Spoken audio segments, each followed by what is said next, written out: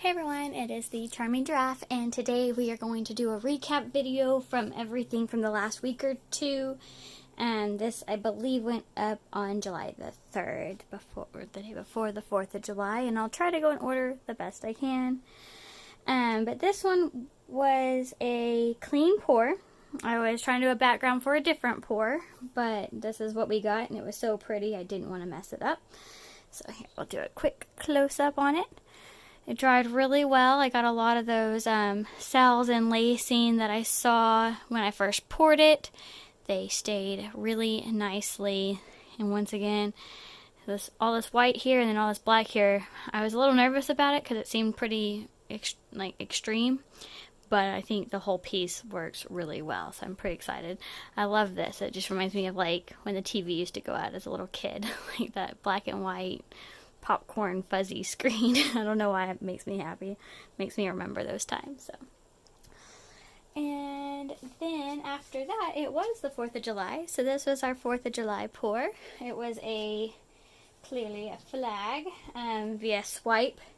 I think I had too much glue down when I was trying to swipe it, so that's why we didn't get a whole lot of diversity there. It's just a little bit of that parchment color lacing, but not a whole bunch. I think if I had left it a little bit blank, it would have done better. So we'll try again on that later.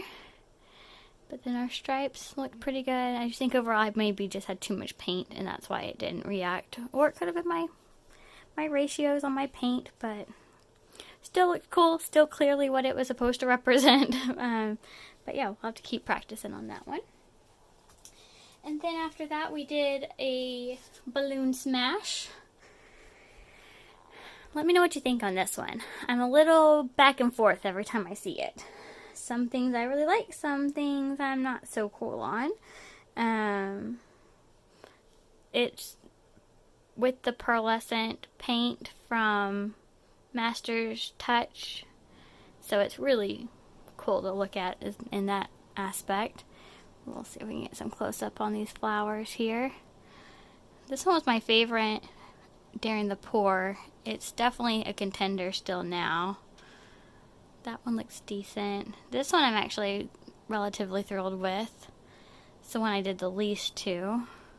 Sorry, the camera's in the way, or the camera stand's in the way. And there's the top one. And then our leaves just kind of turned into big blobs of green everywhere. So let me know what you think. If you like it, if you don't like it, if you think it can use some embellishment. Let's try some words. If it can use some embellishments to make it better, let me know what you think. And then I believe the next one was this one. This was a primary color flip and drag on negative space, black and white. See how it compares. Sorry, there's paint underneath it, stuck on the pins, so I'm just getting that off. So on the black side, I think it dried really well. It may have moved a little bit, but not enough to be upset about. And then the white side, I just love these lighter tones and like these blues and purples that came through over here. Really like that. But I also really like all the primary colors that came out of it. So yeah, not sure what I'll do with this one, but I am happy with how it all turned out. Let me know what you think about this one as well. It's definitely unique and a little bit different. It kind of merges everything I do into one painting. So like the negative space and the contrast between the black and the white and how those reacted differently. And then we did the metallic flip cup. I think it went this way during our video. It's so shiny. There was a little bit too much paint on it, so we did get a little bit of cracking here, but I don't think that's really going to take away too much from the piece. And during the video, I think I said something like it reminded me of like a desert or outer space. So just like picture this, like the terrain anywhere would not be flawless. So I think that kind of just adds to that story of the painting. We'll do a close-up again. This side still pretty unimpressive. We got some white cells and some black cells, tiny ones popping up. But this side is the cool side, or this area, with all the different colors merging together. In here there's silver, gold, bronze, copper, and then I added the black and the parchment color for contrast. I like that gold section with that parchment lacing around it. So, really cool.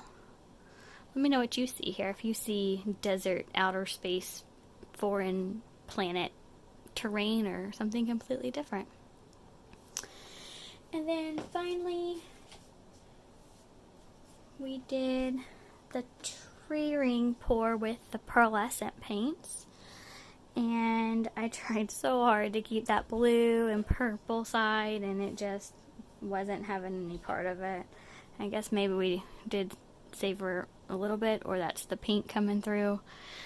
But it's still really cool. I'm going to definitely try that again. Use less of those neutral colors. Maybe just no neutral colors at all, and see how that turns out. It's really sparkly. I think it came through pretty well on the close-up while it was wet. It's a little bit harder to see now. Dry, I can see it in person, but I don't know how well the camera's going to pick it up. Hopefully once it's sealed it'll really pick it up. But got some really tight lines, lots of tiny tree ring lines here, which makes me very happy. It's just really the colors. I didn't get all the colors I really wanted. I did drag it down. Oh, actually, we're looking at this all upside down. I'm sorry, guys. This was the middle of the painting, and I drug it all down in hopes that some of this would have had blue in it. And if it did, it's hiding. It's mainly just the black there. Maybe a little bit of blue, but yeah, this is the way it went during our video. So those were all the paintings we've done within the last week or so. Oh, wait, I gave you all a bonus on this painting, actually. And from the cup that I used, I poured this little skin out. And this is just a little container I use to keep different things in. I have a whole bunch of them. They have a whole little like suitcase for themselves. This one has stamps in. I have one that has all my pens in it, my markers. Anyways, let me just talk instead. Yay. So, I poured this out, and this will be a skin, obviously. This side ends up being super sparkly. Any plastic that's shiny like that, like you can see how the light reflects off of it, will make your skin super shiny just like it. If you want the matte side, then it's this side. This one's shiny just because of all the pearlescent paints, but it's definitely more matte than this. You can definitely see how that light reflects differently off of it. But what you can do with this is make all kinds of things. I've done a video on jewelry using skins, so I just want to show you. This is a 1-inch hole punch. I don't know who it's by. It's my favorite one though. It's by Martha Stewart, actually. Sometimes there's a piece here that covers this up. I always take that off so I can actually see what I'm cutting. I don't want it to be a surprise. I want to be able to make a decision as to where specifically I want that cut to go. And I think I really like that pink and purple line going through this, so I cut it. It is stuck to the, there it goes. There's one side. Actually, both sides are really pretty. That's going to be a hard decision to make once I have to make that. I really like this hole punch, and I'll show you if the camera will let me do what I want it to. Whenever you close it, you can see how high up that circle gets. If some just like barely come to like right here, and sometimes it won't cut it very well or at all, and you'll get like your skin stuck in it and you're trying to pull it out. This skin has not been drying for very long, unfortunately, so that's why it's a little bit sticky. The longer you let them dry, I would say probably the better, but I wanted to get you this video. Here, this side looks really cool. near the bottom of your screen, that section, that's where I did like some little bitty drops of the paint.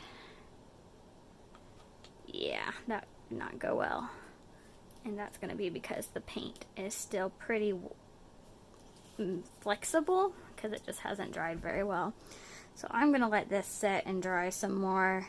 But that's how you can get some really neat, perfect little circles. We'll use these in future videos. I have an experiment I'm going to try. I love this one though. So we won't do any more because I don't want to damage any more, because I really like this skin. So I want to try to get as many out of it as I can. We'll let that dry a little bit longer, and then I'll get some. That looks like a face, and there's a nose, and there's a mouth. Sorry. But anyways, I do hope you enjoyed all these videos from these pours, as well as this video showing you how they dried. If you have any suggestions, comments, compliments, leave them in the comments. I do read them and respond. I do want to thank you for watching. Don't forget to subscribe, like, and share, and do what makes you happy.